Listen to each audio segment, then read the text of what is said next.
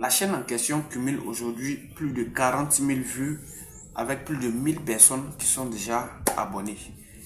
Normalement, je devrais être en train de célébrer cela. Je devrais être en train déjà de véritablement profiter de ce chiffre-là parce que c'est un chiffre que je n'avais pas encore eu avec YouTube.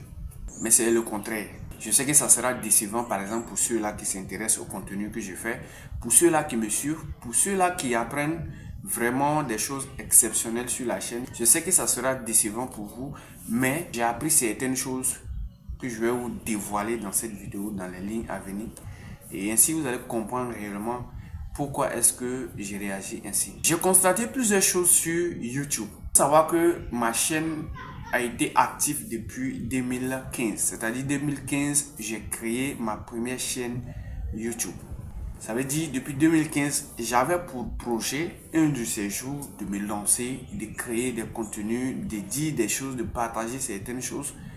Voilà, au vu du monde entier. Sauf qu'en réalité, quand je finis de créer la chaîne, je me dis, est-ce que je suis prêt? Est-ce que c'est pas encore trop tôt pour pouvoir commencer à parler? Encore novice puisque je ne savais pas grand-chose sur la plateforme YouTube. Alors, je suis resté dans ce blocage. Ce qui fait que depuis 2015, pratiquement pas publié des vidéos tout simplement parce que je me disais que j'attendais le bon moment. J'ai commencé à publier mes premières vidéos, je pense qu'en 2021 ou 2022 par là. Je me rends compte rapidement de certaines réalités auxquelles je n'avais même pas pensé tout ce temps passé. J'ai commencé à voir que quand je fais mes publications, la vidéo n'intéressait pas trop grand monde. Les gens prêtaient très peu d'attention à ce que je produis comme contenu, à ce que je dis ou même à ce que je partage comme conseil. Et rapidement, je me rends compte qu'en fait, je n'avais même pas besoin d'attendre aussi longtemps avant de me lancer.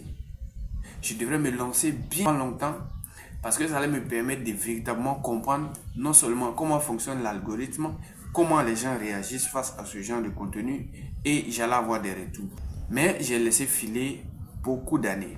Beaucoup d'années sont passées parce que de 2015, si c'est à partir de 2021-2022, j'ai commencé à créer. Vous voyez qu'il y a beaucoup d'années qui sont écoulées tout simplement parce que je n'ai pas pu commencer très tôt.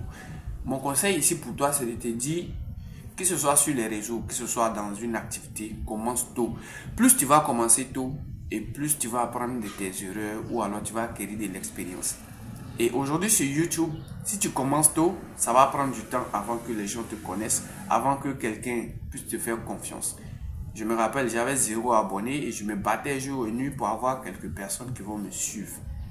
Et c'était pratiquement même des amis, des connaissances que j'avais poussé à bout afin qu'ils puissent s'abonner à ma chaîne. Deuxième chose qui est extrêmement importante que j'ai observé avec YouTube, c'est qu'en réalité, tu dois apprendre à supporter les moqueries. Les mêmes personnes à qui j'ai suggéré, si je veux le dire comme ça, ma page YouTube ont été les mêmes personnes qui m'ont critiqué, qui m'ont jugé, qui m'ont vilipendé en quelque sorte, qui ont dit certaines choses sur moi au vu de mon contenu. Alors, ce qui fait qu'au début, j'ai carrément abandonné parce que j'avais peur des critiques. J'avais peur de ce que ces gens-là disaient de moi. Je me disais, mais pourquoi est-ce qu'ils disent ça? Pourtant, on se connaît, mais ils ont porté ce jugement-là sur ce que je faisais. Comme quoi, pour te dire, il faut apprendre à supporter les critiques et le regard des autres. Parce que les mêmes personnes, en réalité, qui sont en train de te critiquer aujourd'hui, qui sont en train d'essayer peut-être même de t'arrêter, seront les mêmes personnes qui vont te célébrer et diront qu'ils ont été là du début jusqu'au moment où tu as commencé à avoir les résultats. Donc, il faut comprendre que c'est comme ça la chose est structurée. Maintenant, tout dépend de toi. Est-ce que tu veux vraiment continuer ou bien est-ce que tu veux abandonner? Tout dépend de toi. Mais si tu rêves vraiment de développer une communauté et de véritablement faire ton activité sur les réseaux, alors il va falloir apprendre à faire face aux critiques et avancer comme s'il n'y avait rien. Troisième chose que j'ai appris sur YouTube, il faut commencer seul. La plupart du temps, on veut commencer tout de suite avec des amis, des frères, des personnes qui sont peut-être dans notre entourage. Mais ce que tu dois comprendre, c'est que la plupart du temps, tu seras déçu de ces personnes. Pas par leur faute, parce qu'ils n'ont pas forcément la même vision comme toi, ils n'ont pas forcément les mêmes centres d'intérêt comme toi. Voilà.